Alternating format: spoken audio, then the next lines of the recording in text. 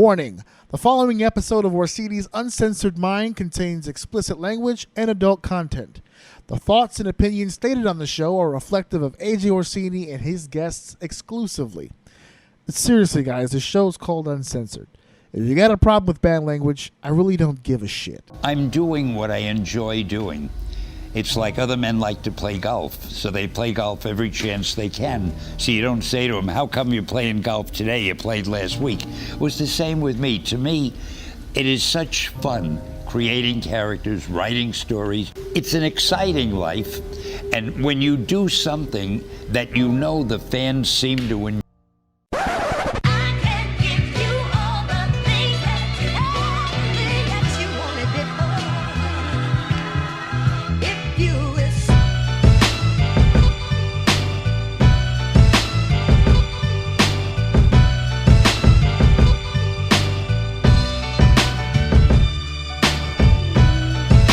Welcome to Orsini's Uncensored Mind, and now your host, AJ Orsini. How the hell is everybody out there? This is your boy, your main man, your host of Orsini's Uncensored Mind, and I am AJ Orsini, and I am bequeathing on to all of you episode 62. I didn't even intend to rhyme when I did that. I've been doing that bequeathing for a few episodes, and finally it's come together on me here. Episode 62, and believe me when I tell you, folks, I had a lot of things on my mind all week. I'm coming off of being super duper sick with the plague, which is what I was calling what was going around my own home, the plague. Everybody here was down and out. But that's not what's kept me up all week. There's been a lot of things happening on in the world of pro wrestling. That's had me thinking. It's had me feeling. It had me stressed. It has me angry.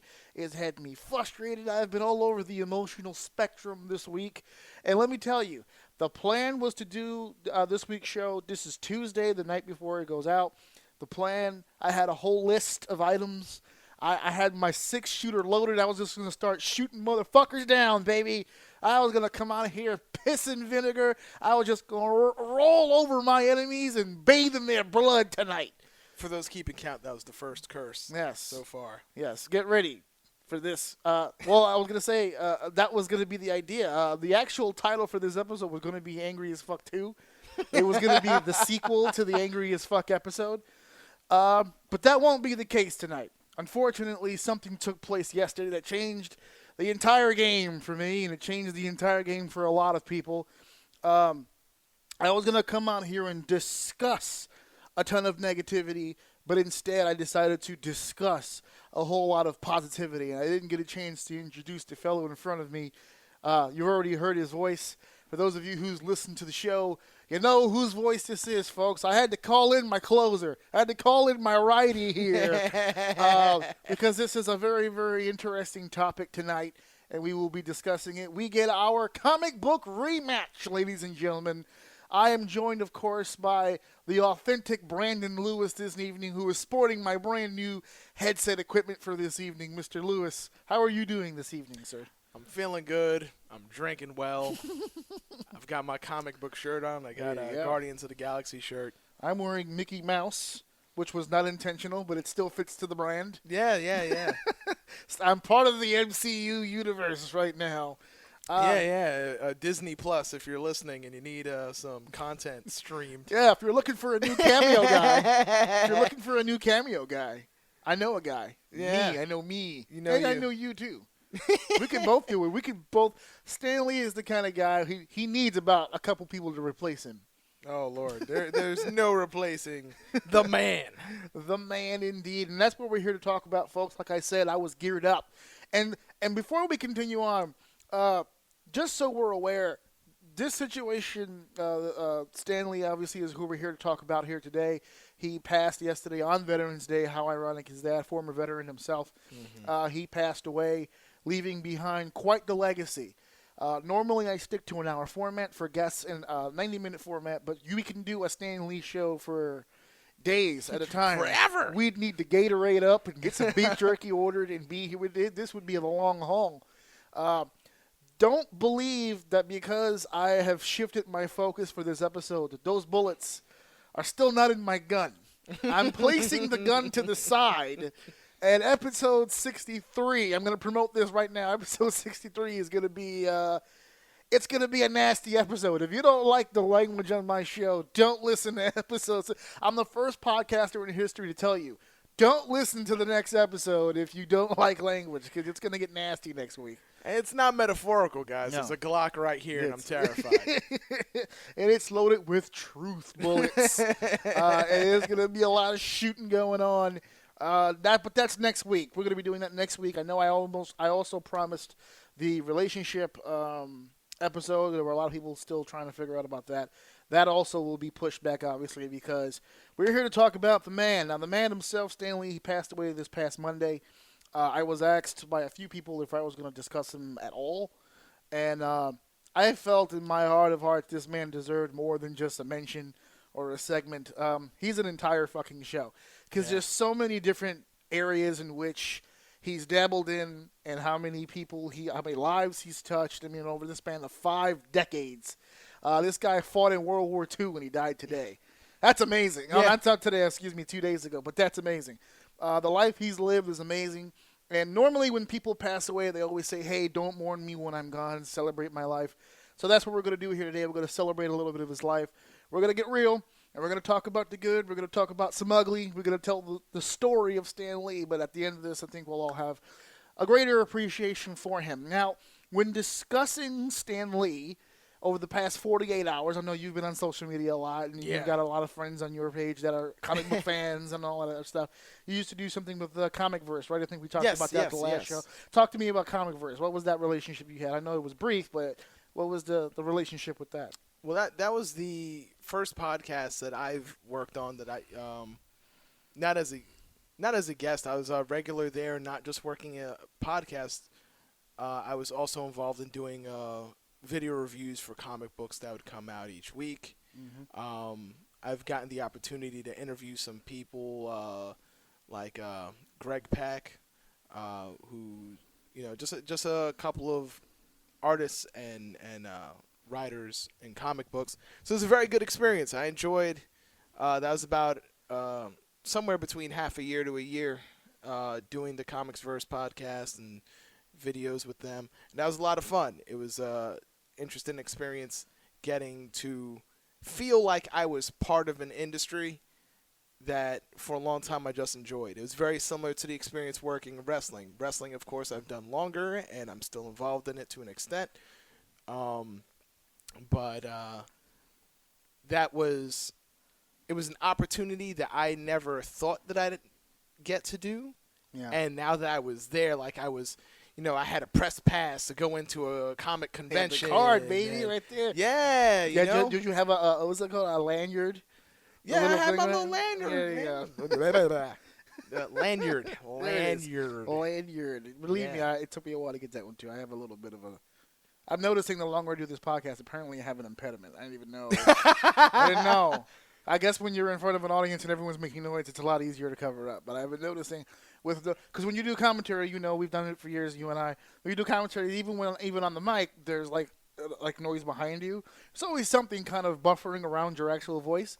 On this show, dude, I was like, there's no audio. It's just me in the living room just fucking yapping away. So I'm able to hear like all my mispronunciations and shit. So I've always heard... I'm getting better at enunciating. I've always heard that it's good to think before you speak, but normally when I hear that lesson being taught to you, it's basically a warning to keep yourself from saying something stupid. Right. And me, I find that I speak before I think, and I know that because I can't speak in complete sentences. It seems like I start saying something, and then I have a little pause in the middle, like, where was this going? Yeah. Oh, end of sentence here. Right, there you go. And period. Yeah. And that's the statement as it is. So that's the credentials there, ladies and gentlemen. This guy knows what he's talking about. And you and I are pretty much known throughout our circles. We're the wrestling guys, quote unquote. Yeah. And I think sometimes people lose track of how important this aspect of our lives really is to us, comic books and the storylines and who created them and what he created. And how closely tied comics and absolutely. I'm gonna make a tie to myself personally later on as it relates to how Stan impacted me, and that's what we're going to start off with. If you go on social media and you hear all the outcry from people and paying their usual shit, rest in peace, the paying of respects, it's not very often when people pass away do you hear things like saved my life, changed my life, gave my life meaning, or whatever. Like there's passings from celebrities or well-known people. When they pass, you appreciate their work. You start sharing the videos, and it's just, man, I'm gonna miss this guy. Stan Lee passed on Monday, and there were people who were like calling me up on the phone who were legit like emotion, like their grandpa died. Right. It was like their own personal family member passed away. So to me, it's one of those moments where it's like you'll remember where you were on this day. Where were you on Monday when the news hit you? This is it. This is not a hoax. This is not a hoax. Because he's been dead a few times over the last few years from hoaxes. This is the real deal. He's actually passed away. What's odd is I always feel like when someone who has that cult of personality, I feel like whenever someone who matters to me in that way, that it's beyond, someone that captivates an audience. It's not just like a niche, It was like Steve Jobs of Marvel, where he was just like this great presenter of multi-generational personality. Yeah. I seem to always be at work, and that's that's how it was with Prince. That's how it was with Michael Jackson, and that's how it is again with Stan Lee. I'm just going about my day, not thinking about anything other than the job I got to do. Take a look at my phone for a second. There's the message, babe, from my girlfriend. Or, if it wasn't, that'd be weird. Just someone calling me babe. It's Troy from West Virginia. Hey, babe. It's like, babe, Stan Lee died. It's like, and I couldn't even respond to her because I'm working. Yeah. I was just looking for a brief second. Which we're not supposed to do. But that's why he was being incognito about it. But and so I couldn't respond, but that was in my head, and now I'm just supposed to go back to what I'm doing. Mm-hmm. But that information's in my head, and, I don't think it was that day necessarily, but it feels like I work with kids, so it feels like we're talking about Spider-Man all the time. Right, exactly. Someone's, one of the kids has a Black Panther book bag. Mm-hmm. And none of these kids, in my mind, know who Stan Lee is. Maybe... Like, these are 4-year-olds, so they may have seen a cameo or two. They know the old guy from who makes the appearance. Maybe. I don't even think they've really fully... put that whole picture together over a span of, 15 movies. Yeah, but it's... I just got to go through my day with this information, feeling like there's no one I could really talk to about it. Yeah. That's how I felt when Eddie Guerrero died. I was at work, and I literally cried. Not bawling uncontrollably. Yeah, I was at work for that one, too. Very emotional about it. Everyone was just looking at me like, what happened? I'm like, Eddie Guerrero died. They're like, okay. I'm like, fuck you. What do you mean okay? That's not okay. Mm-hmm. There's nothing.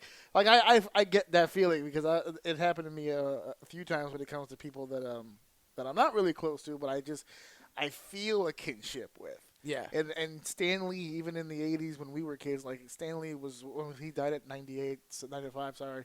So the 80s, he was like, what? He was in his 60s. He was grandpa in the 80s. So it's like, when I was a kid, he was a grandpa. So I definitely get that vibe. I was at Burger King. And I was getting lunch. It's Veterans Day, so we had the day off. And so we went shopping around. We're doing a bunch of shit. I mean, regular day. Like I said, we just came off being sick, so the fresh air was nice. We got a nice little bundle deal from T-Mobile. We might be getting some new phones next week, so that's a plus. So we were having a pretty good fucking day, man. Mm-hmm. And this shit, Yeah. We just came off of our own little personal situation, which you and I talked about privately. Yeah. And I will totally slam next week. You bought yourself 7 more days. Revel in it. But I was coming off of that emotional shit, and I was just like, I was having such a good fucking day. And I got my fucking $10 piece. I'm chilling, and boom, Stan Lee. And I checked multiple sites. Because like I said, he's been dead before, according to the internet. According to the internet, he's been dead a few times. Like people just make these shit up just to scare the shit out of you, and that's how I find out. He passed away for real.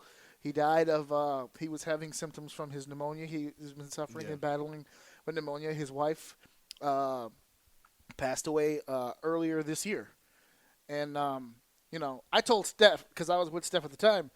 Because everything seemed to really go downhill after the wife passed away. And that's normally what happens. They were together for, 1,000 years? Mm-hmm. So she went first. And then everything just kind of went downhill for him. And then a lot of times you see these long-term married couples, like one normally follows the other relatively quickly. I told my wife, I said, if you go first, I'm going to have to kill myself. Because there's nothing. What's the point? At that age, what's the point? It didn't help that in between that time, there just seemed to be ongoing issues between trusted members of his family or publicity team, or it seemed like there was always, like every week or every other week, I felt like I was seeing news reports about abuse or just being taken advantage of financially, and it was a odd roller coaster in between. Yeah. Even before his passing, I'm not happy he's gone, although he's lived a long and full life. But I'm glad that period of awkwardness between, so many people who are just fucked up and evil and take advantage of elders and it's happened so many times. Yeah. Even beyond Stan Lee. Like with Stan Lee, like it's fucked up, but the guy had money, the guy had notoriety, the guy had fame. Mm-hmm. You would think you'd have a bigger percentage of chance of your family kind of caving in each other. When it's Carlos from across the street and he doesn't have a dime to his fucking name, and yet the family members are still fighting in the hospital about who does what and who gets what. Yeah. It's so fucking petty and stupid. I don't understand how that even becomes a thought process, But yeah, I told my wife, I said, man, if you go first, that's it for me. And it doesn't. I'm not fucking with these bitches out here right now. That's crazy. I'm not starting over. That's nuts. At that age? Yeah, it's 95. Huh? Is there even a 90s option in Tinder? Can you go above the age of what's the cap off? There might be an old person kink. Take advantage of that, man. That's true. I can see it on the female side, like someone a fetish. Someone like might want to lick a wrinkle. That's a good gilf. That's like a great grandmother I'd like to fuck, isn't it? Good gilf. Yeah. Or G2. Try that Godilfa fresh. Now we went from old grandmas to Jewish fish. Yeah, this isn't what you thought the Stan Lee conversation was going, folks. This is not your usual Stan Lee conversation. Let's throw some things out there about Stan Lee real quick because my wife had the best. My wife doesn't really have a history with this stuff, so she was learning a lot of it during the course from me and from other people online. She was wondering, she was like, is he in any kind of Hall of Fame? Like, has he been recognized for the work, or is he just like a famous fucking guy? So, of course, I went to the old Google machine because I was curious myself. And, of course, he has been inducted in quite a few things.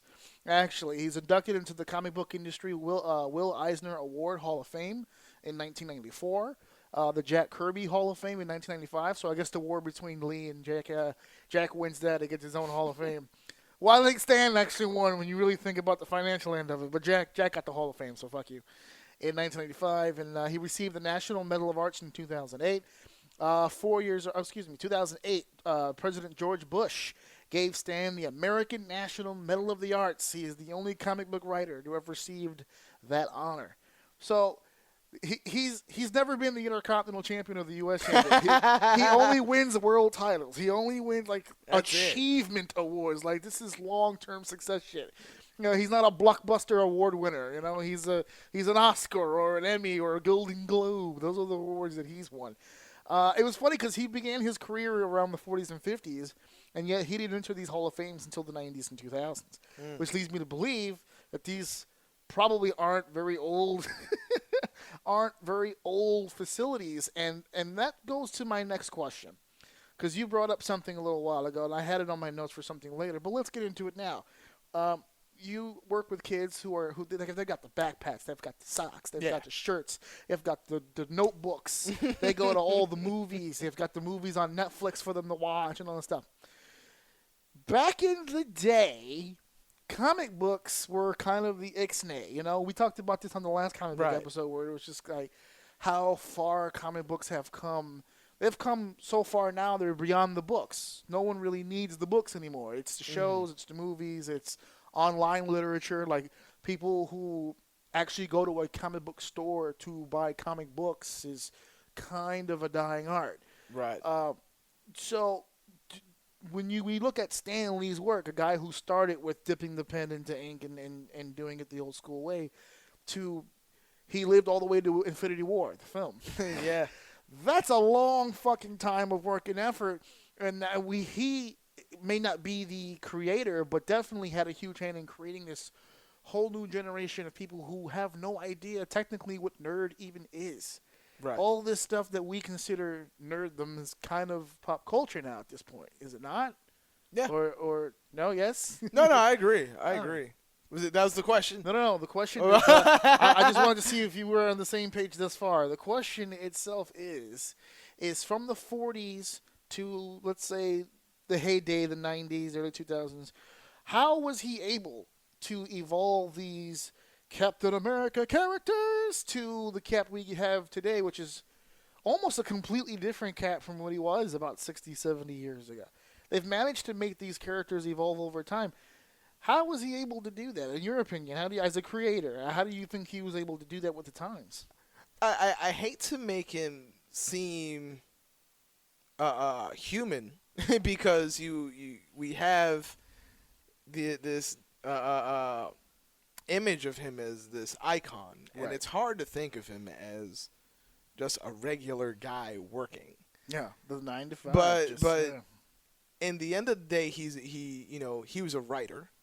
And so, you have to have some sort of adaptability, and you've got to be able to adapt with the times. And he didn't start out as I think when I was reading comics, he was less of a writer and more of the editor. He was like the editor-in-chief of Marvel. He basically was running the show. So it was less writing credits for him and more of, no matter what comic you read, it was Stan Lee presents above the title. But as a writer, he had to adjust to all of the different time periods that he was in. So whether, and he wasn't, there wasn't even a Marvel when he was, beginning his work in comics and superheroes, So whether it was working with Timely, I don't know if he actually worked with Timely Comics, but he did. I had that in my notes here. He began his career as an editor of Timely Comics in 1941, which eventually turned into Atlas Comics in the 1950s, and then eventually the Marvel buyover in the 60s. And in between all that, he went to war. So he was busy during those 2 decades there. And during all that time, the world is changing with him, and so he has to write based on not just what he wants, but also based on the needs of the generation that he was shooting for, which at the time was a younger demographic. So if we're looking at wartime, we're going to see a lot of writing that's dedicated towards that topic and geared towards that audience. But then, in the 50s, you've got the Comics Code Authority and a lot of things that were popular were now frowned upon, and so that brought in a lot of the westerns and romances. Yeah. And Marvel definitely, it's not as popular now, but even today you still see the occasional western comic show up just as a tribute. An old throwback to back in the day. But then as we got past that and we got into the 60s, and we saw a lot more of the horror and Journey into Mystery and Doctor Strange and even the Fantastic Four they spoke to the time and the era that we were at in America. So while we were deep in the space race, Reed Richards and the Fantastic Four was already out there exploring. Yeah. You know, Doctor Strange was I don't know what kind of drugs Stanley did, or if he did any at all. I'm assuming with his temperament, probably all of them. Like just a buffet, like a buffet of just options. Like he would hit his options first, and then immediately so he's a big guy, right? And he's gray all around. And You've got a lot of magic and psychedelic things happening with Doctor Strange.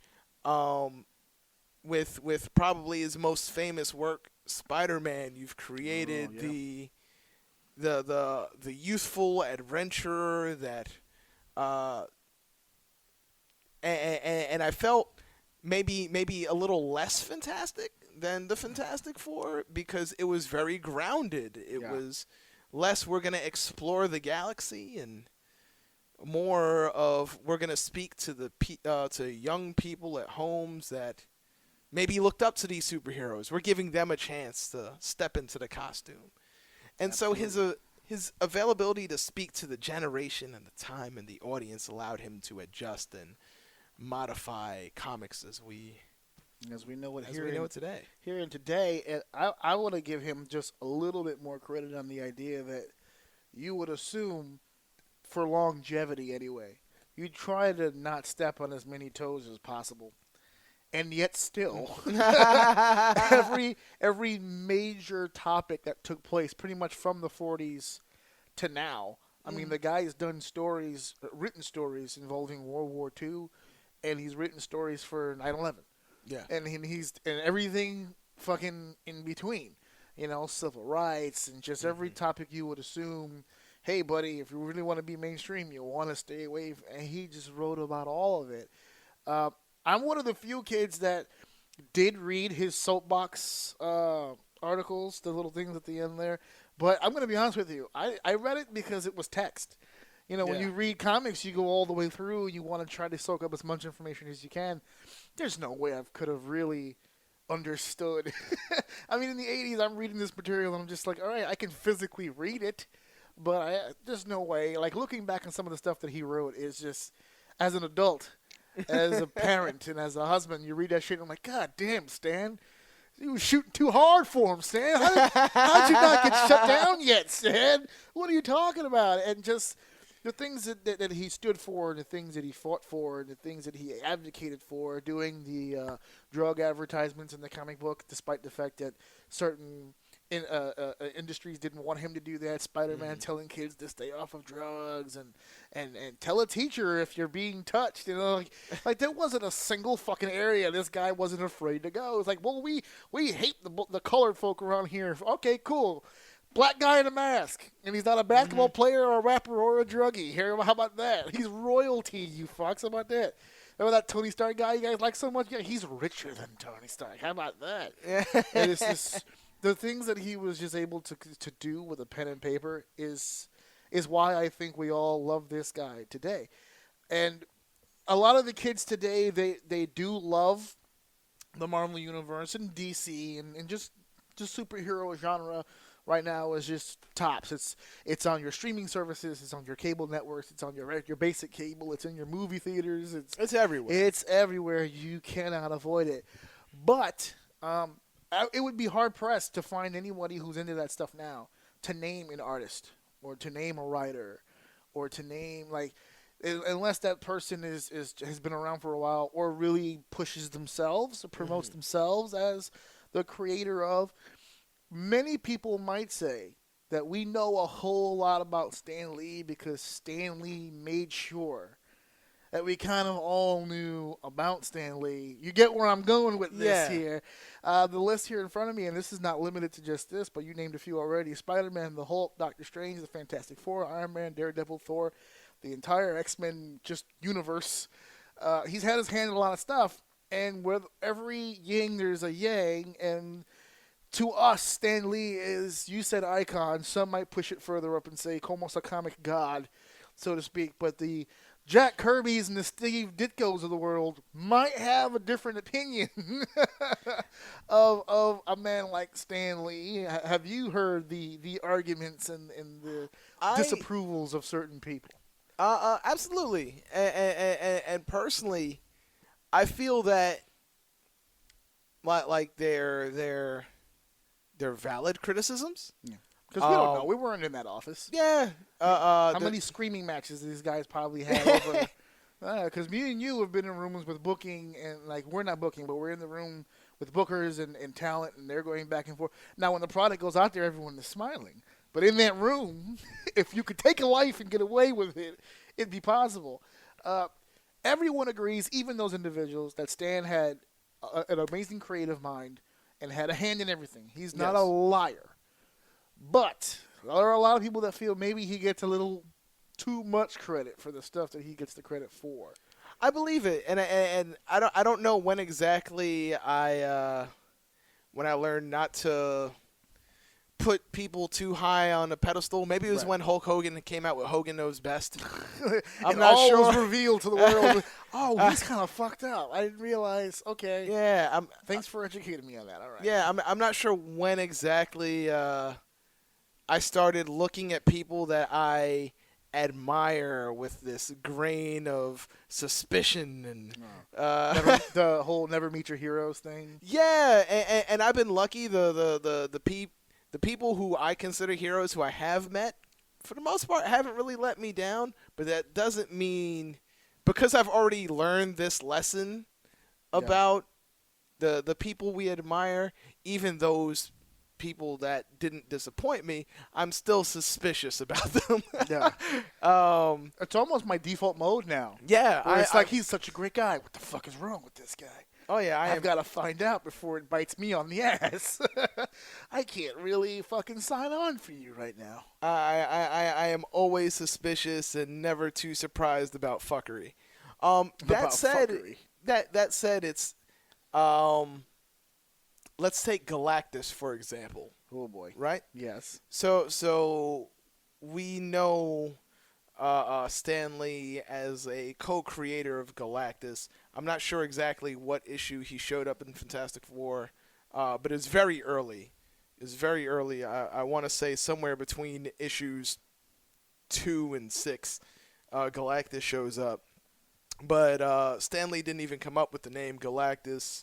Stan Lee didn't come up with the idea of what he would look like. The way the story is told, Stan Lee talks to Jack Kirby and says, I want the Fantastic Four to take on God. That was the concept.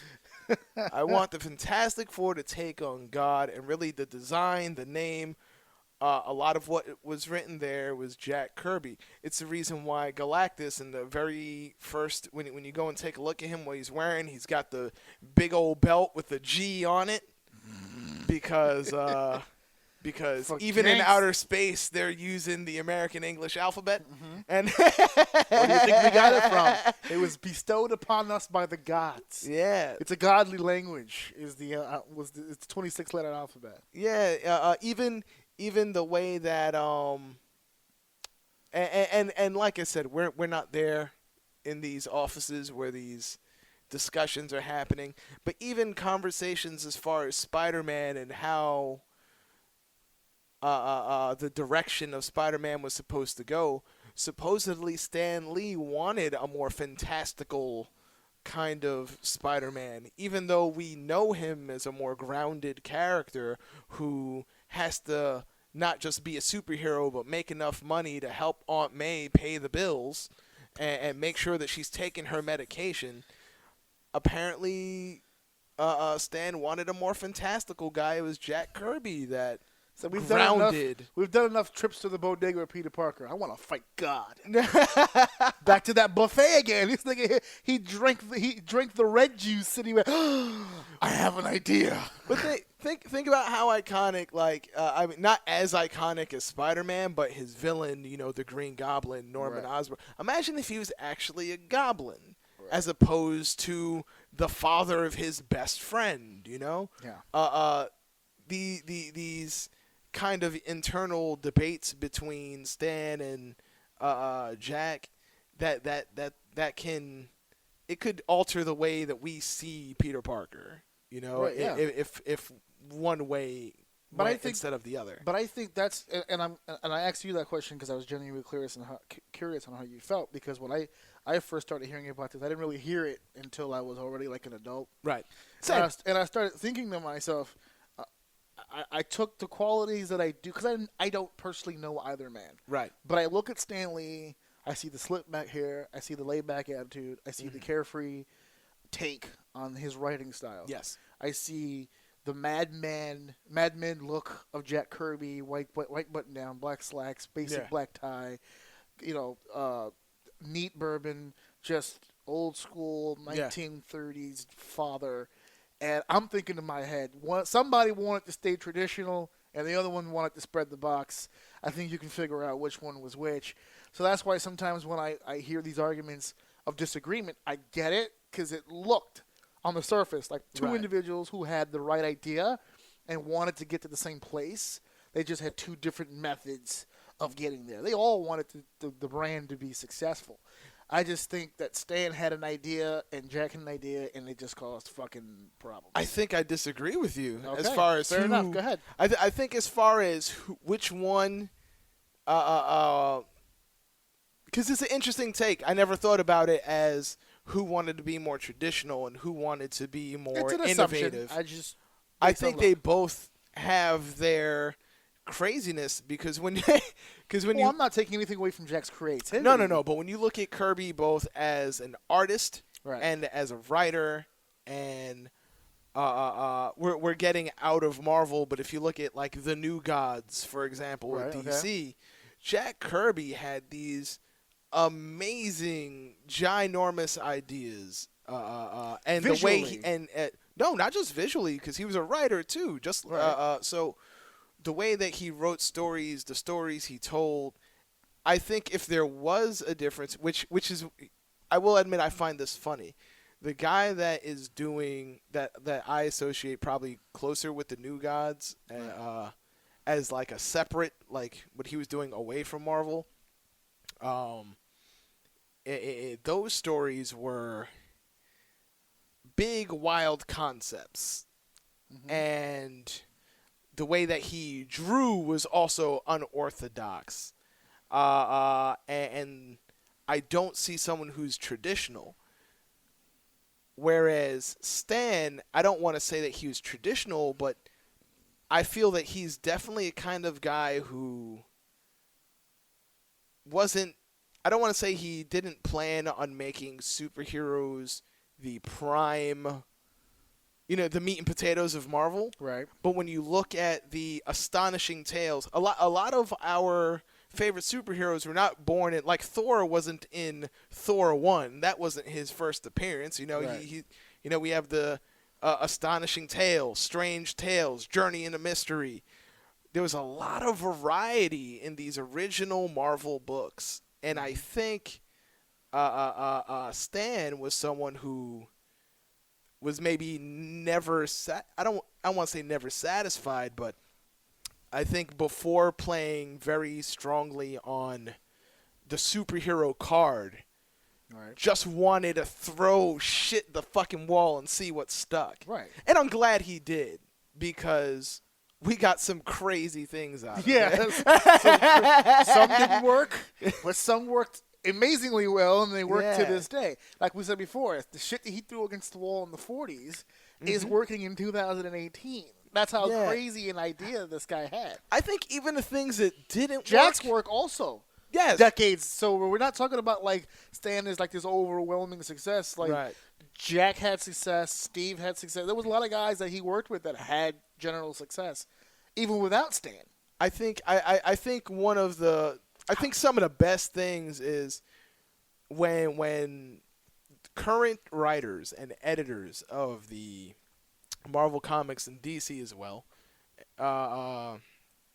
when they love the property that they're on, and you could tell that they grew up on these comics, they tend to kind of bring a lot of these old ideas back, even if it's just for their own comic printed cameo. Yeah. Like Kazar does not work No. Kazar will never be a top star in the Marvel brand, but he will pop up every year somewhere. If it's with some Deadpool, way. the X-Men, Spider-Man, somehow Kazar is showing up. And same thing with, I don't know, Two Gun Kid and a lot of these old weird ideas. Devil Dinosaur. Yeah, they tried. They're gonna show, and they'll still show up because they were these quirky ideas that are part of the history. Yeah. They're just part of the history, and you don't want it to They're go. canon, whether we Yeah. like it to admit it or not. They're here, man. They're here for the ride. Yeah, definitely. Listen, they weren't all home runs. Sometimes you just got to get on base or take that strike, baby. Yeah. And let the next guy go. You can't win them all, but when you've got the success that they've had as a team, and not just Stan. We're here to talk about Stan today because he was so Yes. important. But I think even Stan, from time to time, because that was one of the criticisms that he sometimes took a little too much credit. But I can remember vividly, I don't know, countless times at Comic-Con panels and just in interviews where he would constantly give praise to the staff and all the bullshit that they went through, especially when that coalition came and they started rating and sanctioning on creativity and what you can and can't do. I do believe, and you may be able to correct me if I'm wrong, that I think is where the heat between Marvel and DC really started, because there wasn't really any heat before that. When the whole rating system started and it became more of a quote unquote, I'm using air quotes now, a business as opposed to just a creative art form that they were all just, because from what I remember hearing, there was a lot of back and forth, a lot of give and take between the entities, and all of a sudden when the government got involved, it became kind of a free for all, every man for himself type deal, and Stan never forgot that. He got over it. Right. He's done things in the past working together with DC. I remember the whole audience popping for the Stan Lee appearance in the Teen Titans movie that we just got. Yeah. So, there's just these little things. But then there'd be these little shots that he would just take. Like, I remember an interview where he said, where someone asked him, what's your least favorite superhero? And the question wasn't a Marvel thing or a DC thing. It was just a very vague, what's your least favorite superhero? And he was fast. He's Superman. It was the one that came out of his mouth, which I was stunned. Because I was like, oh, you got to take a shot at the man. Wow. You're going for the king's crown. He's not going to fuck up. But his reasoning, he said, not as a fan, because the stories were very well written. As a writer, I could never understand the thought process of creating a character with zero faults.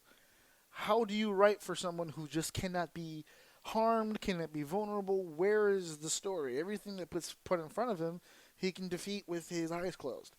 Like, how do you continuously write for a character like that? I just can't see how you can do that. Right. Thus, for me, that would be like the one thing. And he's not completely wrong, because over time they figured that shit out.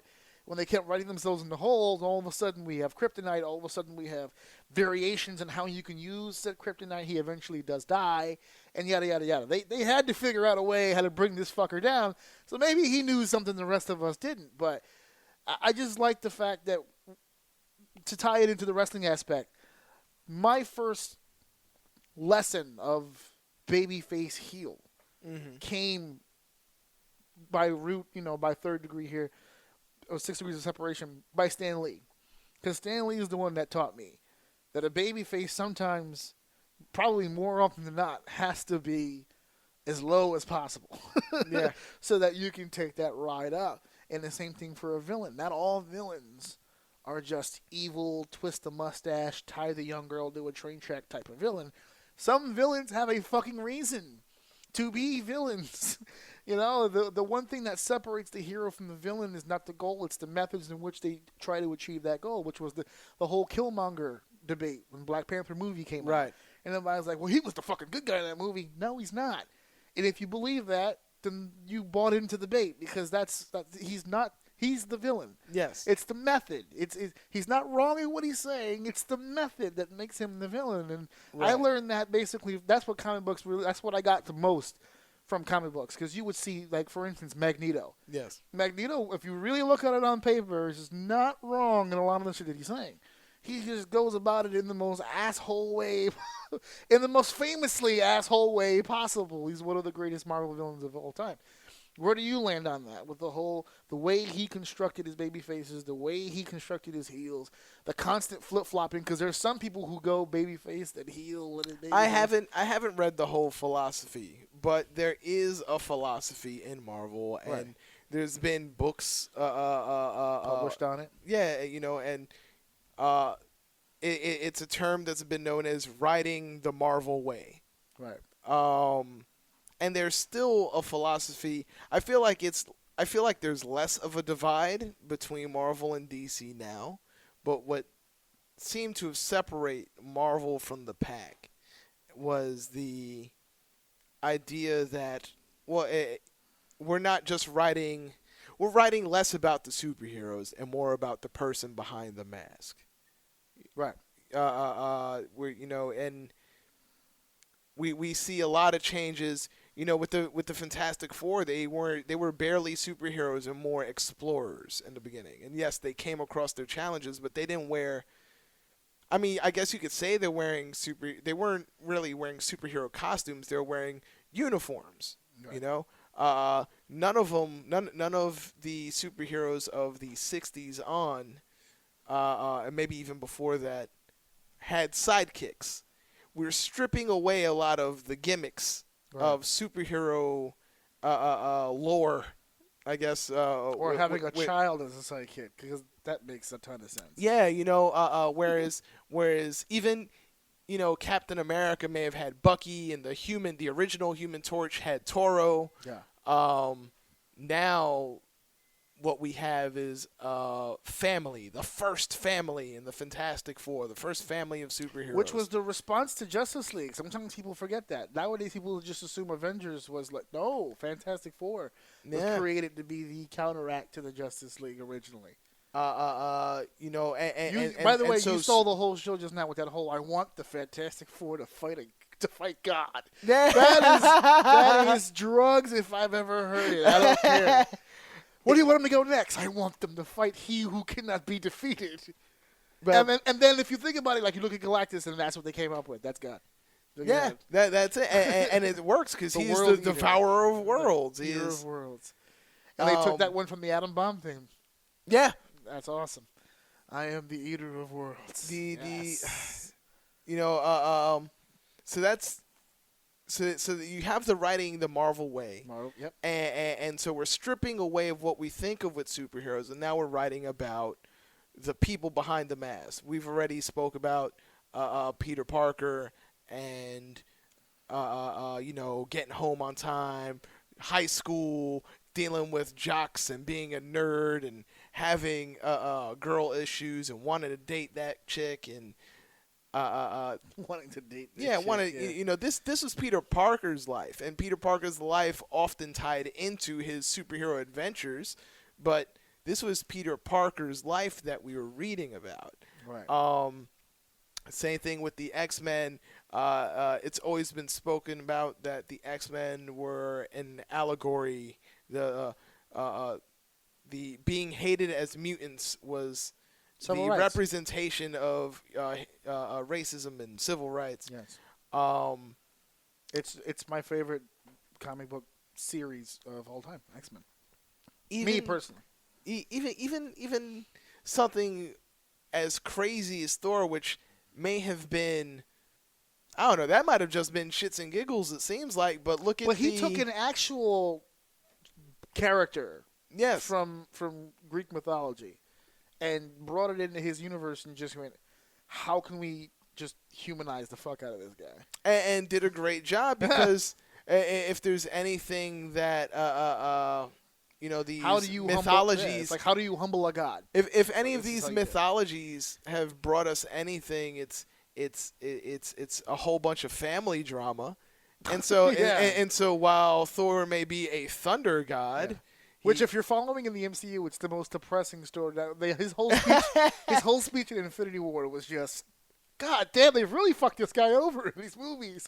Everyone that he knows and loves is dead at this point. Oh yeah, He lost an eye along the way. And if they lived, they'd still be trying to kill him. Because Yeah. that's what his family It's does. like, oh, he has enough interests. She must die also.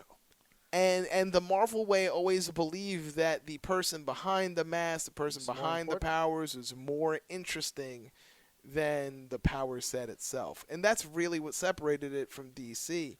So if you were... and I never felt like there was that much of a difference between the two. But you'll definitely... I do feel like I know more about Steve Rogers and Matt Murdock and Peter Parker and Logan.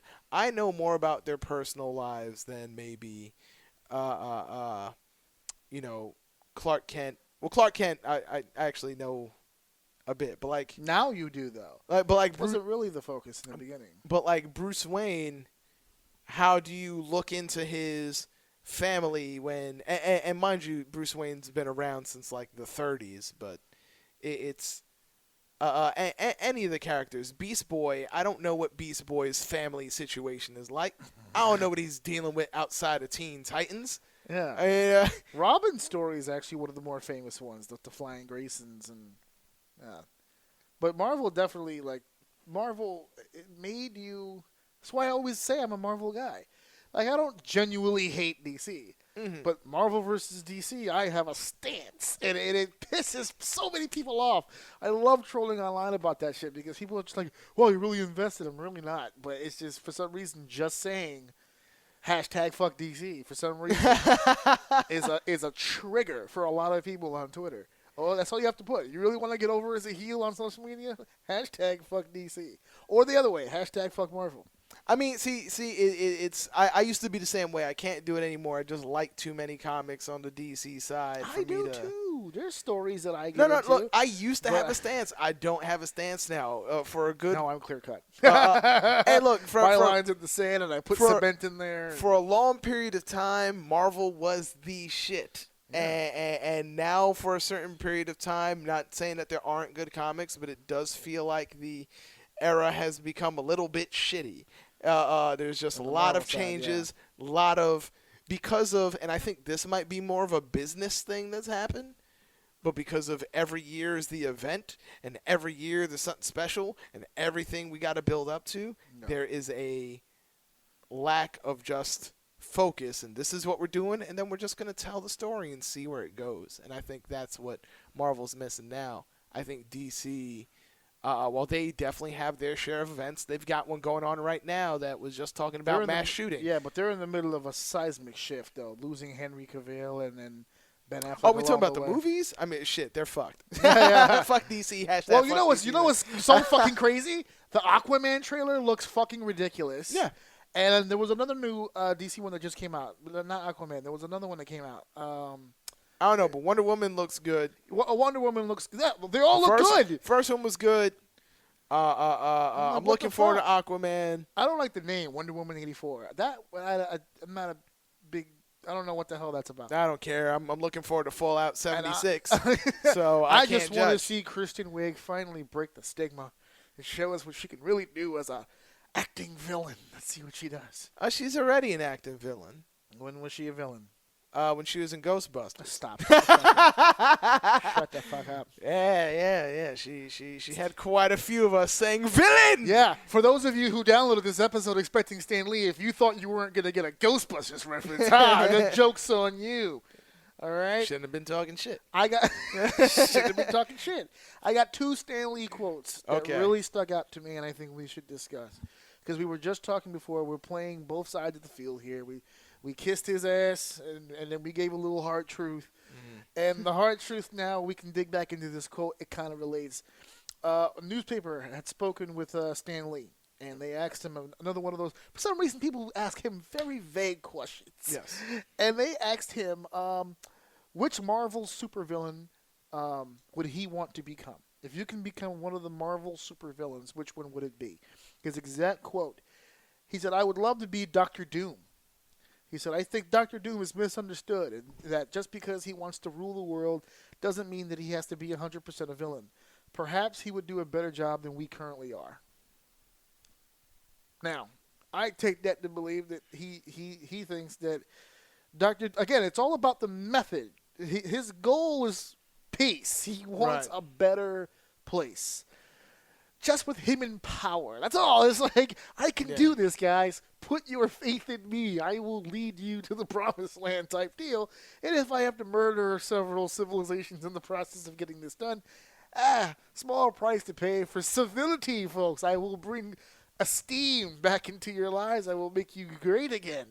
What does that sound like? I will make Latvia great again. All you need to do is put your trust in me, folks.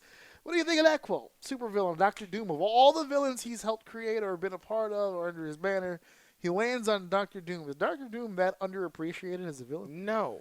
He's Okay. not underappreciated at all. he might be, honestly. Over the other Yes, way? he might be overrated and maybe a little Overrated? broken. Overused at this point? The movie's no, ruined him. I don't want to say over. The movies have done him no justice, No. but I try not to be too harsh on that sort of thing because I've seen Doctor Doom, early Doctor Doom, beaten by some of the easiest shit. He didn't become, the master that he is overnight.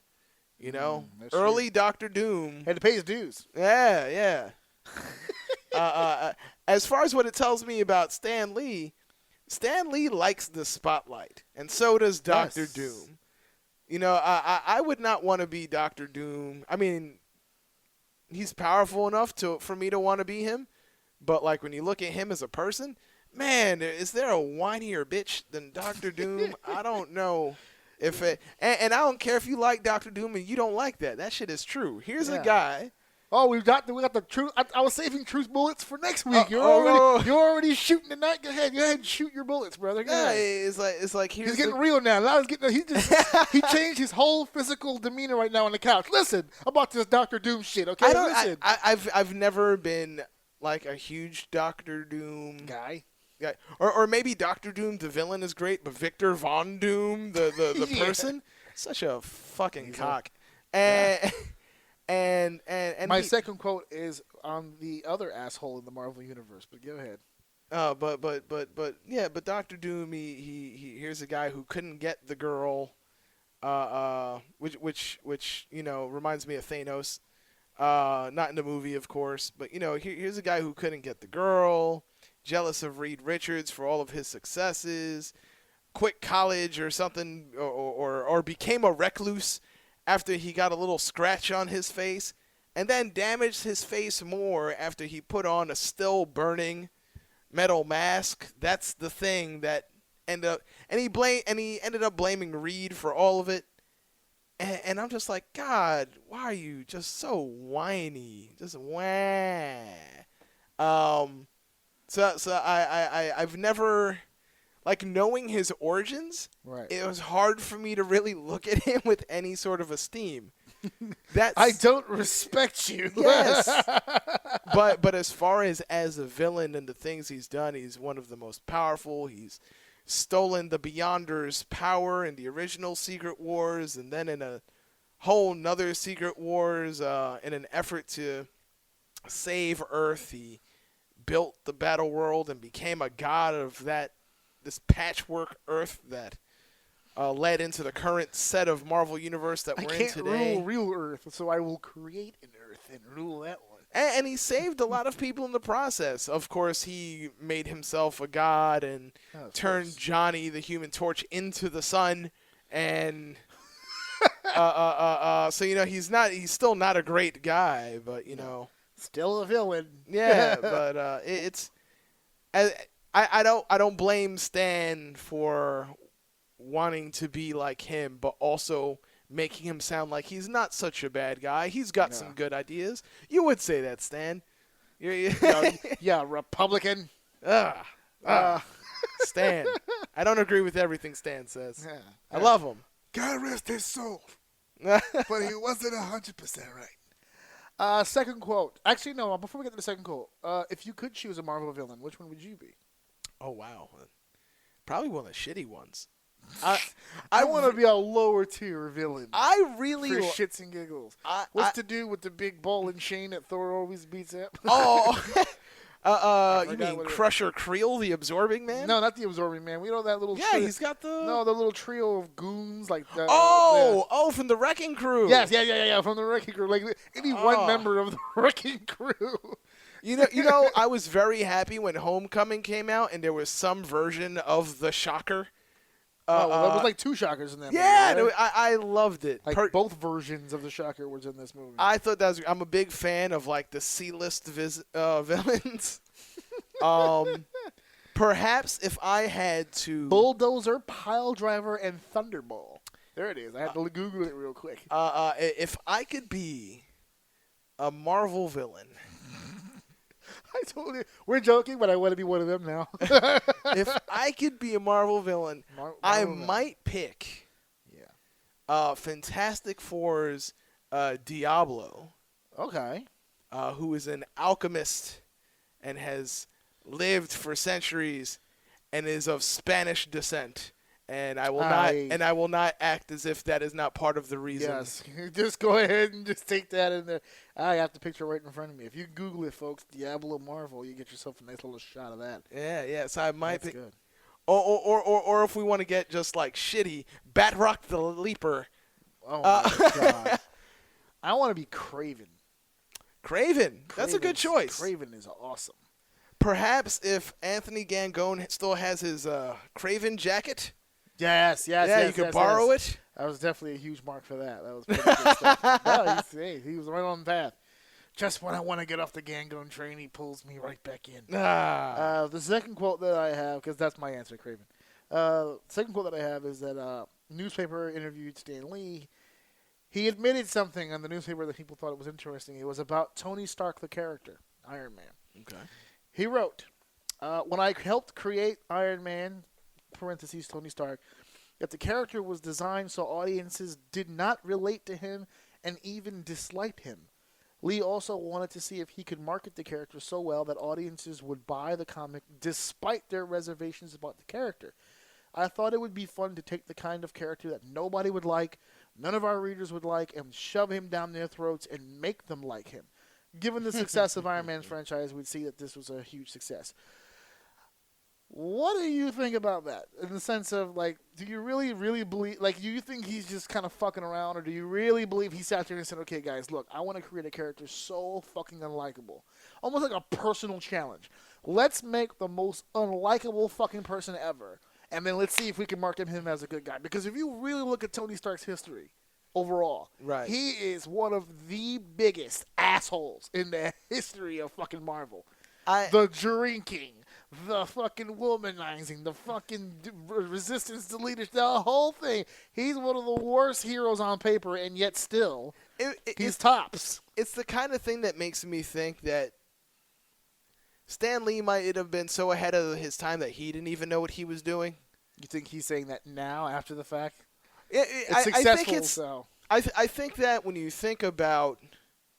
I think his surprise, the surprise of Tony Stark being a success makes sense maybe for the era he came out in. Okay. When you look at the era we're in now, where our most famous characters are people like Deadpool or Rick from Rick and Morty or Logan or Dr. House, assholes rule television. The Good Place. Did they rule it in 1963, which is when Tony They Stark might have. debuted? They might have, but I don't think they ruled comics. Tales of Suspense. I don't think they ruled comics. I think in that respect, Marvel actually considered the character by the time 2008 came for the movie. Yeah. That by the time it got to the early 2000s, they actually considered the Iron Man character as kind of a B-rated character. he was a B-rated Because character. none of the other studios wanted Iron Man rights. Iron Man was. I can't make a movie out of that. That's disgusting. So we came up in the 80s and 90s era of comics. Right. And like I knew that Iron Man was important for Marvel because Marvel there's there were the comics that came out monthly, and so they were the reliable comics that you could see every month or every week. So you knew you were going to see Iron Man and Thor and Fantastic Four and Hulk, Spider-Man, Captain America, X-Men. And and then there were maybe a few others that, depending on the time, Yeah, your or X-Forces, your yeah, Shadow your Stars, X-Forces, all kinds Ghost Rider, yeah, She-Hulk. She-Hulk. You never get know. those randoms. Alpha Flight would come out every now and Yeah, then. you know, but Iron Man was one of your dependable ones that would be out all the time. It was pushed So like a it main was- eventer. yeah. So it made you feel like it was a But main it event. never had the success. As anybody on that And I would tier. argue even now, while it's had mainstream success in movies, It didn't in count. print, In it's print, it didn't pick still up, yeah. not. Because it's not the same. It's not Spider-Man. It's not X-Men. Even Deadpool. Now, Deadpool's success surprised me because I remember when he wasn't someone who had 2 or 3 of his own comics a month, or had variant cover issues with Deadpool on the cover of someone else's comic, because now every comic needs a variant. Right. But these guys are still more popular in print, at least, than Iron Man. But the commercial success of the movies has definitely raised Iron Man's status quite a bit. Yeah. Quite a bit. Quite a bit. Actually, it shocks some people because I've known some people to see the movies, go back and read the books, and they're like, holy shit, there's so much shit they're not doing in the movies with this character. It's like, yeah. He's kind of a dick. He's kind of And an he's still a asshole. dick. Yeah, this is the same guy who got drunk and cursed out Ant-Man for beating up his wife, and they got into a fight over nothing. Like, yeah, that kind of asshole. Like, he's kind of a dick. Yeah. It's like, because in the movies, they show friction between Cap and Iron Man, and they have to kind of manufacture it. It's almost like a difference of ideals.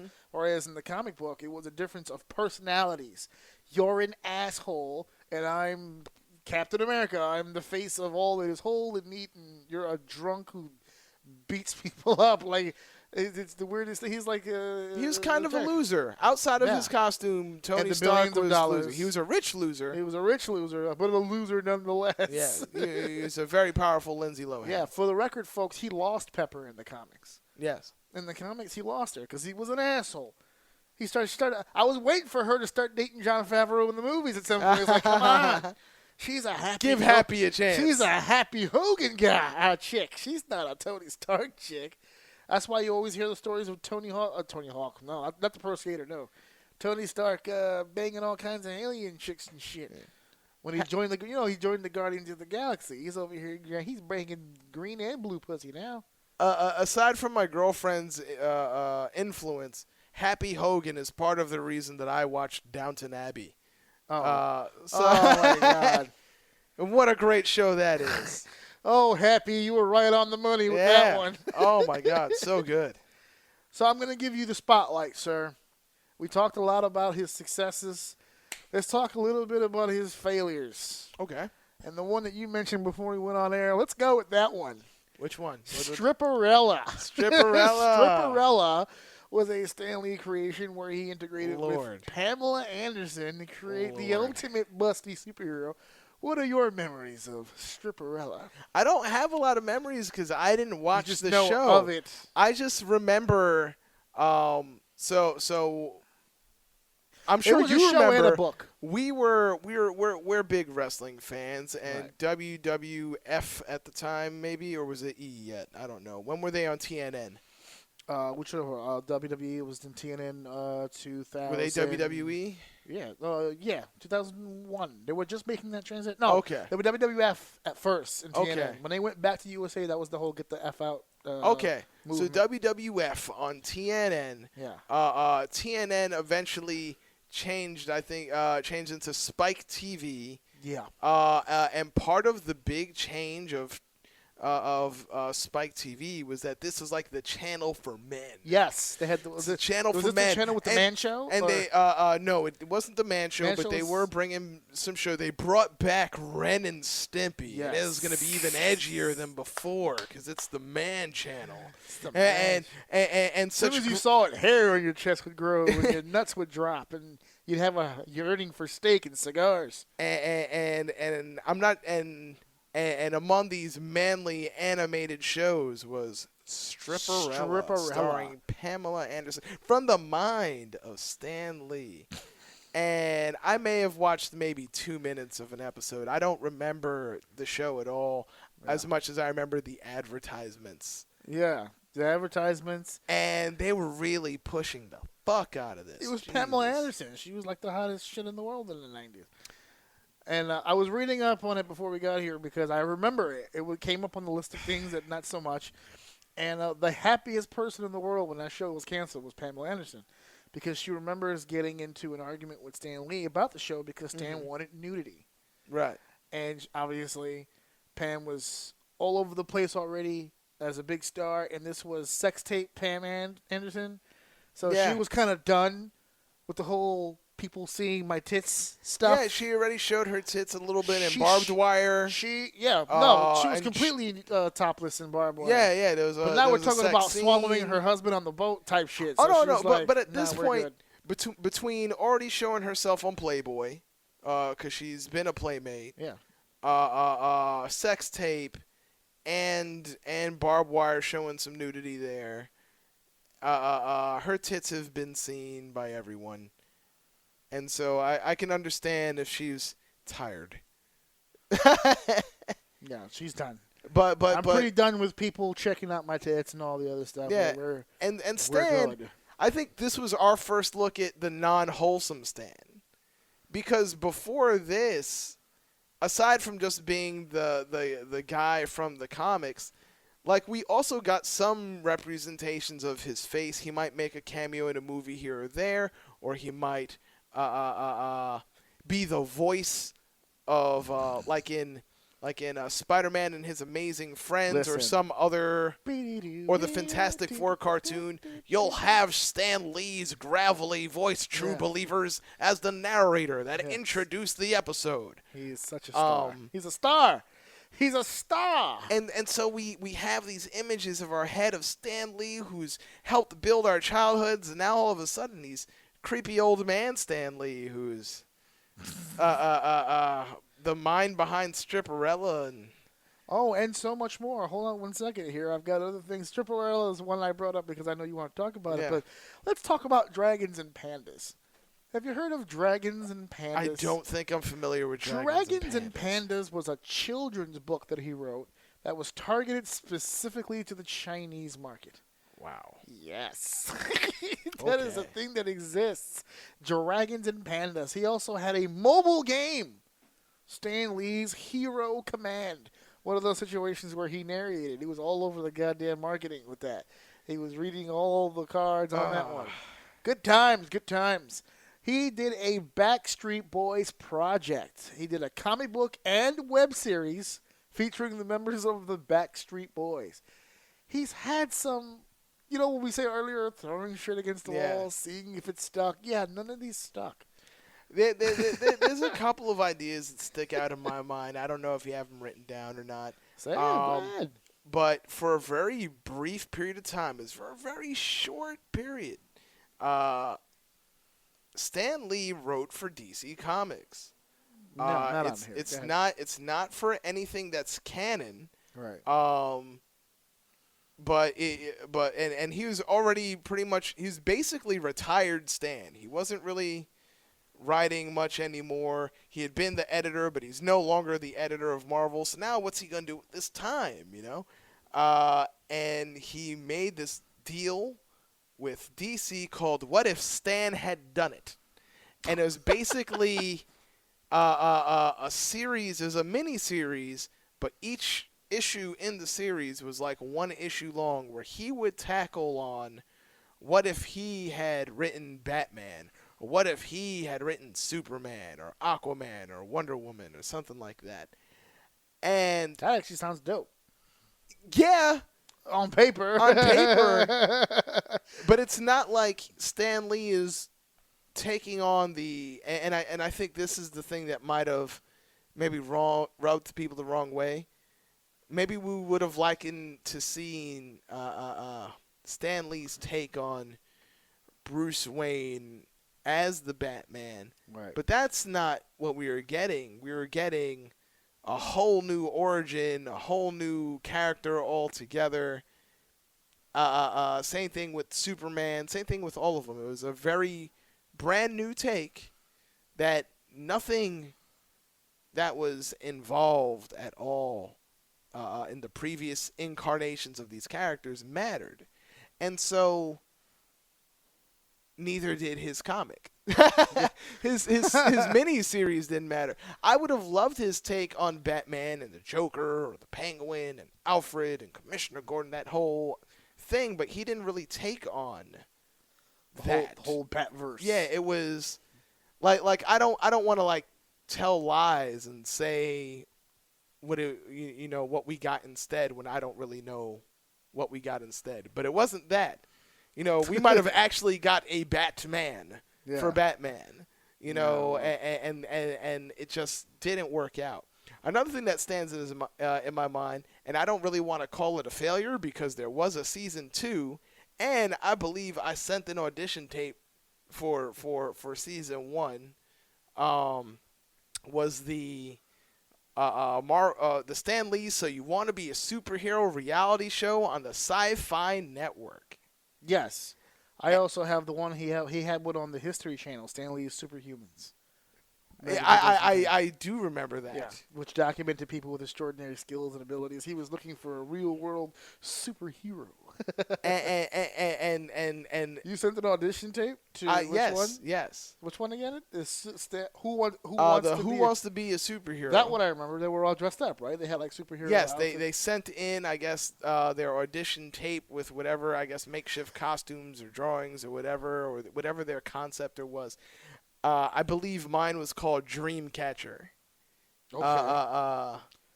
Were you dressed in a circular outfit, or I had this kind of with webbing? I had this kind of green, kind of shaman-like idea. Okay. And like I felt like you're Rican and you went Native American. Nice. Yeah. And I figure like maybe less powers and more like weapon related, but nothing like fatal. It'd be something like boas or nets, because he's a catcher. He's a dream catcher. So I don't something want that would to catch. Kill. I just need to wound. Well, like instead of like webbing, and catching people like that, I could like throw my bola and ha, got you, and incapacitate my opponent, and then lecture him on the things they've been doing to our country. Yeah. Stopping crime. Yeah. One bodega at a time. Once you take him out, you do a slow, subtle turn, and then one tear comes down your eye like that. One single tear for the guilt in which you are riddled with for disarming this opponent. Oh boy! Stan Lee told Newsarama in 2015 that when there was a dust up about the notion of creating a black Spider-Man. He said, and I quote, "I wouldn't mind if Peter Parker had originally been black, a Latino, an Indian, or anything else. That he stayed, and he wished that he would stay that way. But we originally made him white. I don't see any reason to change that." Mm-hmm. Now, I get his point. Like, he doesn't have a problem with characters of color. Obviously, with his history, he's proven that. What he didn't like is the idea of changing a character so around that it's almost a completely different person. We've since done that now. Right. Almost every character at this point has changed either sex or color or religion or orientation. Iceman's gay. So it's like we've changed things around. Is this old guy screaming at cloud, or is this... I might also be the old guy screaming at the cloud. You don't like it either? I don't. Is it too hard to just create a new character of color as opposed to just revamping an old character? I don't think creating new characters is even that necessary. I felt that one of my biggest problems sometimes with comics is, and I understand the need, like from a business aspect, to create a new character. Right. I get that. But also, Marvel Comics has been around for a fucking century. And, and a lot of characters have been created at this point in time. And I think that we can take these characters that exist and boost them back up.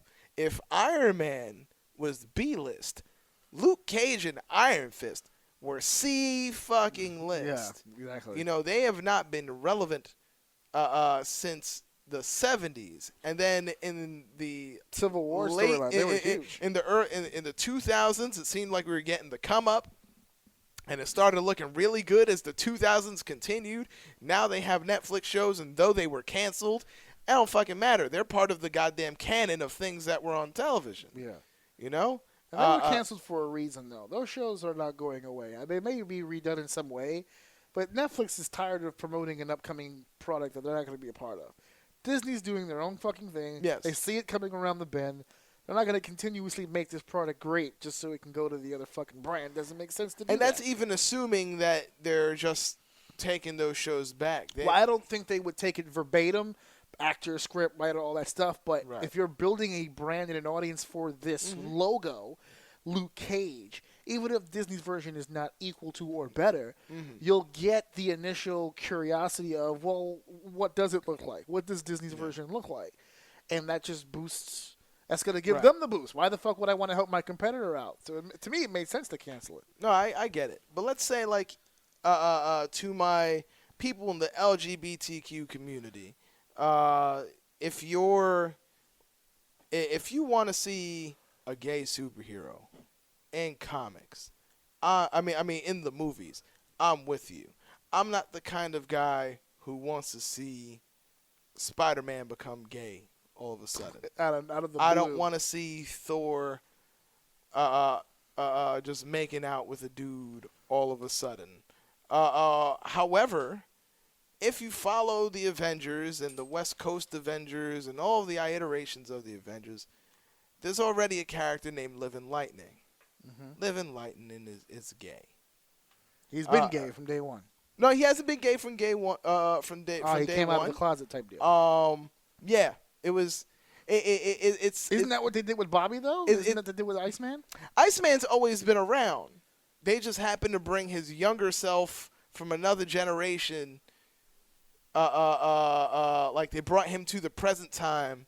Beast, Henry McCoy, brought the original X-Men to the future to show them how fucked up the future looks. He's like, hey, guys, don't make the mistakes that we made, because this is your future. And for some reason, that Bobby Drake was gay and knew he was gay and came out of the closet and whatever. And he even had a conversation with this Bobby Drake, and was like, hey, Bobby, stop it. You're gay. You know you're gay. That's why your powers never seem to work the way you want them to. You so in the closet, you know, and uncertain and unsure about yourself that you can't be the Omega level mutant that you are, baby. Live your truth. That's Live your best life, baby. yeah. And, For real.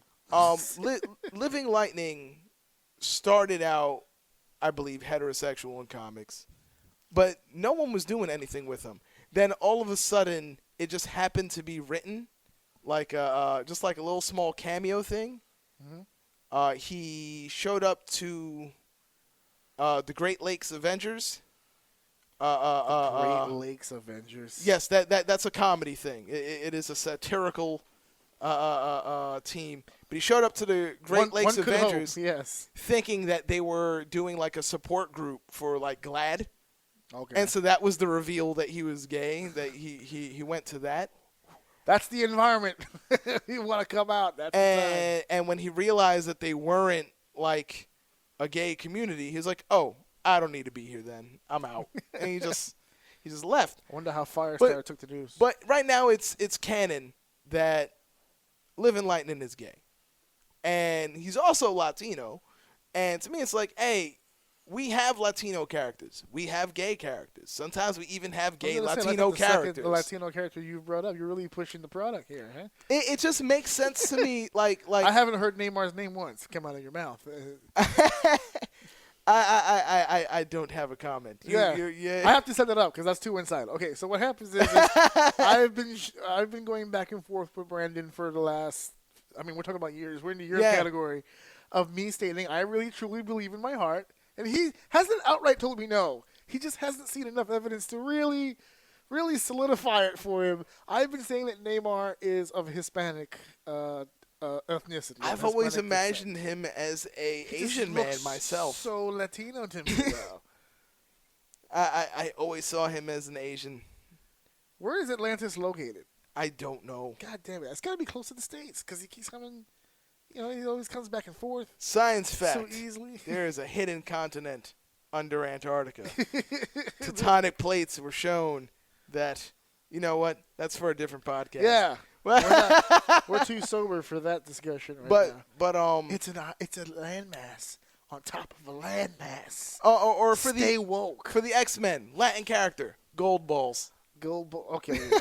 Is he straight? He's straight. Okay. Yeah. No, actually, no. The Gold Balls guy. There's a is lot straight. I don't know why, but there's a lot of Hispanic mutants for some reason. There you go. So if anything gives credence to the idea that Namor is Latino, Namor is credited as the first mutant of the modern era. The first one was a Latino and baby. since there happens to be a lot of Latino mutants, I can see it. He busted a fucking. Velocidad is a Sue Storm had a little thing with Neymar or whatever. yeah. Come on, Latino. She's not giving up Is that what it riches is? for an Asian guy, and that's coming from an Asian guy. Okay. It's happening to a Latino bag his bitch. That's what happened.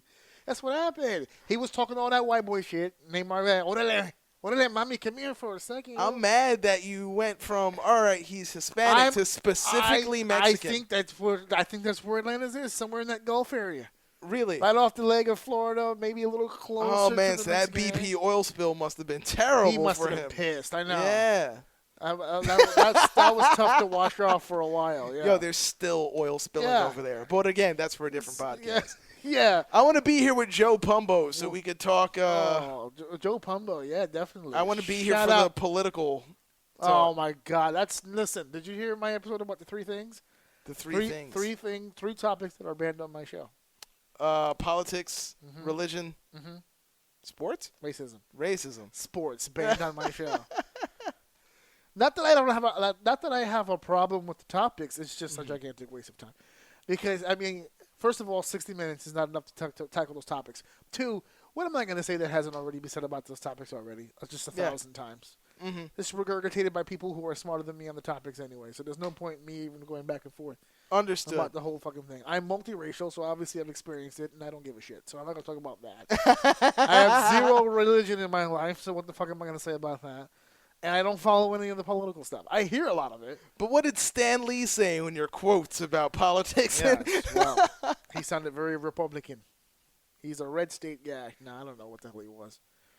I don't even think he gave a shit, to be honest with you. They did ask if he was like into God. It was or the whatever. power of the mustache. That's what he really had. It was, if he could vote for his own mustache, that's what he would do. I always find that the most brilliant people don't believe in God. Usually tends to be that way. I'm just nodding really quickly. No, the headphone actually picked up your movement. Good. I wish I could put a caption somewhere. It was just sort of nods approvingly. Nods. Nods in agreement. Yeah. Keep that Galactus shit away from me. I mean, that Galactus shit, yeah. Fantastic Four fought God and won. We will close with this, because we're getting about that time. It's time to wrap this bitch up, getting the Iggy to go home here. And in 1998, because I remember there was a time period there where Stan Lee left Marvel Comics for a while, do his own thing. We've actually mentioned some of the projects he worked on while he was on his own. Some hit or misses. But in 1998, Stan signed a lifetime deal with Marvel Enterprises, Inc. The contract only requires that he spend 10% of his time with the company, which I think he actually did a lot more than 10%, because the guy is 1,000 years old and didn't have shit else to do. Plus, he loves what he does. In that agreement were the cameos in the movies, and that's one of the things that he always expressed over the years. As great as a writer as he is, the one thing he always wanted to do was act. Obviously, he can't act, so the cameos are the best that we get. Yeah. He had passed away on Monday. From what I understand, he has made 3 filmed appearances that we have not seen yet. So I was saying when it first was announced, damn, he didn't live to see the last Avenger film. But I think if he's appearing in it and he's involved, I think he saw it. But I just think how ironic is that Infinity War is the last movie he will live to the release of, and everyone died in Infinity War, so Yeah. The memes have showed me. Thanos has also killed the man himself. All things are balanced as it should be. No more cameos from Stan Lee going forward. We have the 3 that are filmed that are left, and then that's the last bit of Stan Lee we're going to get. And I'm getting emotional even thinking about it because that's our whole childhood. That's our parents' childhood. That's 5 decades of seeing this guy all the fucking time in animated form, in television, and music, and all kinds of variations of Marvel. It's all over. So my final question, and then we'll end this with comments. Who's after Stan Lee? He made it pretty obvious that he's the face of everything. Like who's dying next? No, who's dying next? Who is the guy that when you think Marvel, that's the new guy I'm thinking about now? Is it Kevin Feige going forward? Is it who do you really look at as that's the Marvel guy?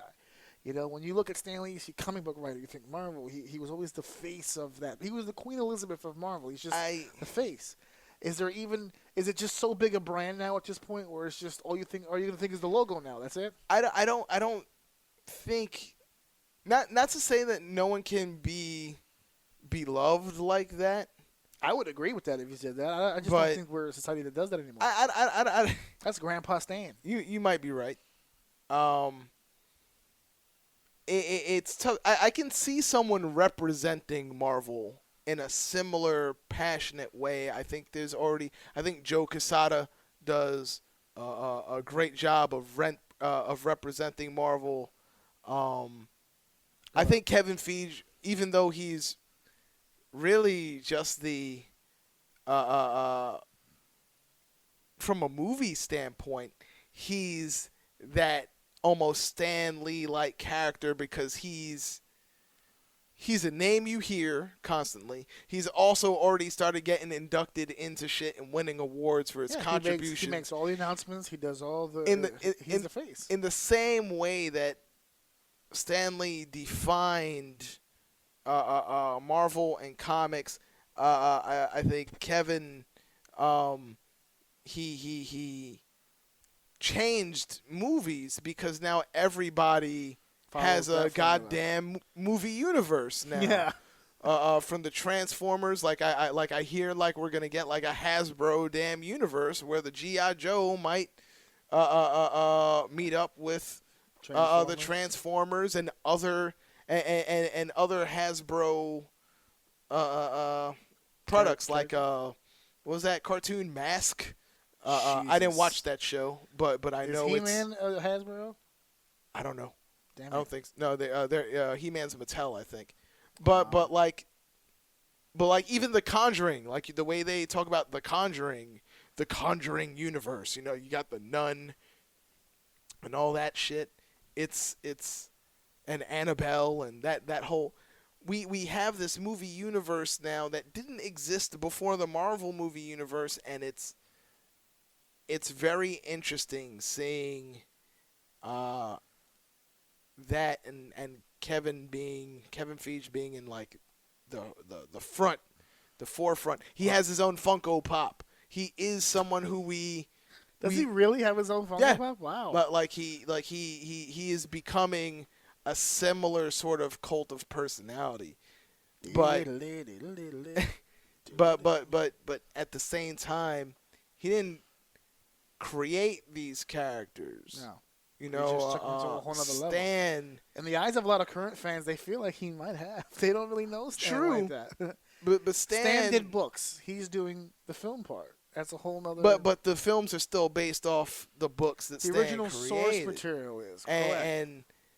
And But the it's people hard. watching the movies don't know that. They're taking his word for it. I don't know anything really of this generation. Yeah. Maybe Harry Potter being the closest, where you have this iconic work of fiction. And even Harry Potter, and I'm not saying it's inferior to, but it does not have the quantity of characters to expand and cross over. I think we're seeing that with these like prequels and also their sequels on stage, and who knows how that can grow.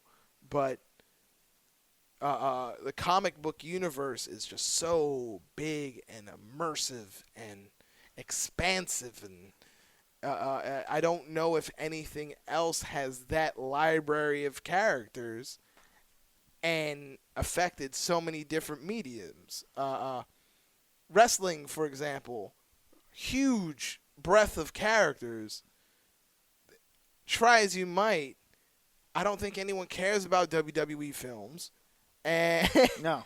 and you know, there are wrestling comics, there are WWE comics. No, they're not. They don't do that. They've had video games, like non-wrestling video games. The racing game they had. Nobody gives a shit about that. But Marvel. You do wrestling, that's it. But Marvel has toys, games, movies, TV shows, different networks, They've different genres, changed different everything about entertainment. They've changed and everything. Stan Lee was there before it was even called Marvel. So how do you have? I don't think there is He's irreplaceable. another guy. He is irreplaceable. That said, before there even was superheroes, I thought it was cool. I had read something that someone had asked him a less vague question, talking about, you know, there weren't superheroes when you were a kid. You know, who did you look up? Who were your heroes? And he said that one of his favorite heroes growing up was the Scarlet Pimpernel. Nice. Which I believe was a French. You know, it's kind of he was a French character, kind of the era of, you know, in like the newspapers, or they had the comics and thing.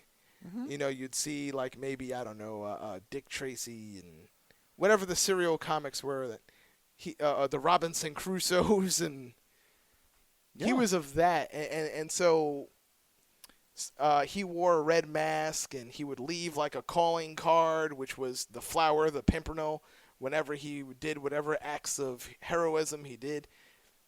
And he borrowed from that with Spider-Man. When Spider-Man would leave his calling card, you know, from your friendly neighborhood Spider-Man with a crook, he borrowed that from there. And it's nice seeing that there were things that influenced him that led to the things that influenced us. And I like to believe in whatever the next generation, whether it be through the movies or something new or something else, there will always be something, I like to think, that'll continue to inspire us to just be good and be better. Or fuck it, be a villain. But don't be Dr. Doom. But don't be Dr. 'Cause Doom, whiny little bitch. God, you really opened my eyes to Dr. Doom here. He's a fucking asshole. Wow, good points on that. But I'm going to wrap this whole thing up and add to what you just contributed here by telling the whole world. I don't think he can be replaced. Go ahead. Well, I was going to ask him, maybe, you know, I don't know if you're going to edit it and maybe add it as part of like YouTube extra stuff. But someone had asked in a group that I'm in on Facebook that if you could pick 6 heroes to be Stan Lee's pallbearers. Oh, wow. Who would be your 6 heroes to carry the casket of the man? Jesus. Fuck. Cap for sure. That was his first baby. Damn. You know what's funny? I'd probably put the whole Fantastic Four in there, so that's 5. I thought that too. Yeah, and then the 6th one, who's the Spider-Man? Probably. That'd be my 6. All I think that's the same 6 I gave. Cap and Spider-Man. Yeah, that'd be it. I mean, we're just talking for nostalgia purposes. Cap being his first, Fantastic being his biggest success until Spider-Man. Mm-hmm. And then, of course, Spider-Man taking over his whole life. He's been attached to that character for forever. Which is a problem with the Ditko family, but I don't make the rules, okay? I just go out here and report them. That's it. I don't make the rules, I just report facts. So we've gone up and down the gambit here, man. We've talked about Stan Lee the man, Stan Lee the writer. I hope you guys got educated a little bit and learned a little something. I learned something preparing for this. I hope you learned something listening to some of these useless facts that I've thrown out here about Stan Lee the man. I'll say this. He cannot be replaced, and not because there aren't creative people out there. We live in a world now with probably more creative people than ever before, who are open-minded and open to ideas and willing to collaborate with more people than before. That was one of the bonuses to being Stan Lee. Stan Lee loved collaboration. He loved being in a room with different minds and being told that's a dumb idea, and then just turning things around and trying to make something work. That's something that I think people are more apt to do now than before. I think people are much more receptive to that when it comes to creative input and criticisms and putting a product together for entertainment. Stan Lee isn't irreplaceable for that. Stan Lee is irreplaceable because in a time in which he did his work, that was a time period where his work should not have really been as appreciated as it was. He did a lot of the things that he said, the things you weren't supposed to say. He printed the things you weren't supposed to print. He created characters that should not have worked. On paper, some of these characters should not have worked, but they did. So people found themselves in a lot of these characters. And I think Stan Lee's greatest contribution isn't necessarily the animated work, but the people he inspired with that work. He has spun a generation of people who don't know a world without these characters.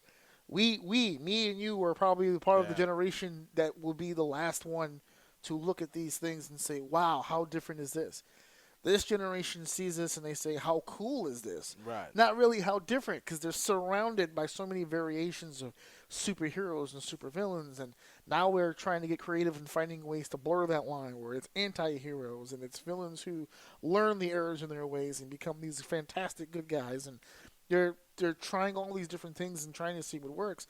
We now live in a world where Captain America just about became a Hydra agent out of nowhere, and we're just now we're truly spitballing here. We're trying to make these things work. So he cannot be replaced. There's absolutely no give up. There's no give on that. I will always love his work. I know a lot of people out there will.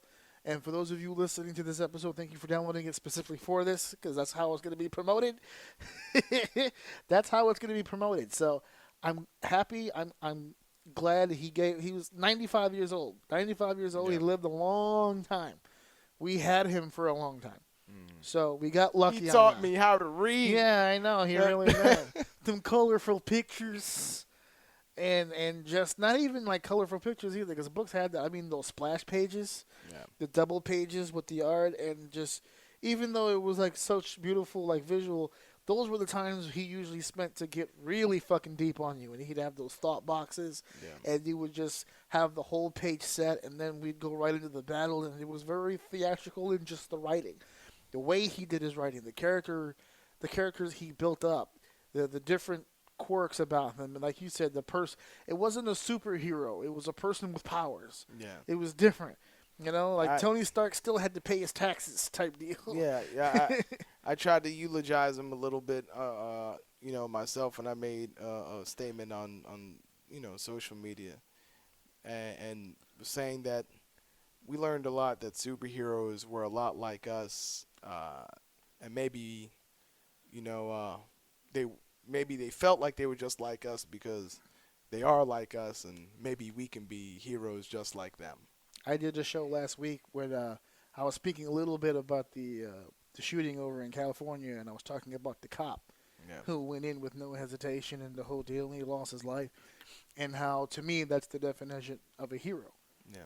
And that was my definition of a hero, or at least one of them. Stan didn't give his life for a particular cause, but in a way, he kind of gave his life to a cause. He dedicated himself to an ideal and a principle that he stayed to for 95 years. I don't know anybody in my 30s that does that.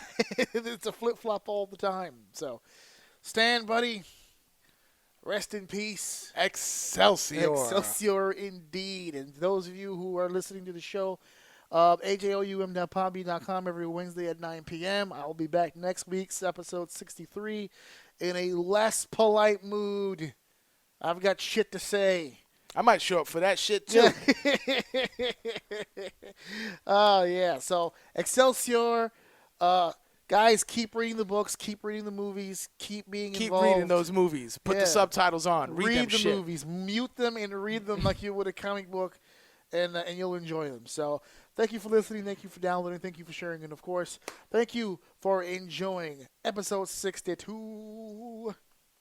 Hey, everybody. This is your main man, AJ Orsini, and I am your host of Orsini's Uncensored Mind. And that's the show where I dig into this old brain here, this old cerebellum, and pull out the most unadulterated, uncensored thought. I'm just about whatever's rolling around in here, man. We're talking about TV shows, music, comic books, games, movies, all forms of entertainment, and of course my primary field of expertise, professional wrestling. If you're down for all that, down for interviews with up-and-coming talent, down for roundtable discussions, down for all that stuff, head over to ajoum.podbean.com every Wednesday night at 9 p.m. Got a problem with Podbean? No problem with me. You can check me out on all kinds of platforms: iTunes, Spotify, Stitcher Radio, Google Play Music, TuneIn Radio app, Listen Notes, Castbox.fm, and now, starting right now, you can catch me on iHeartRadio. 15 countries, thousands of downloads. Join the squad of vote today.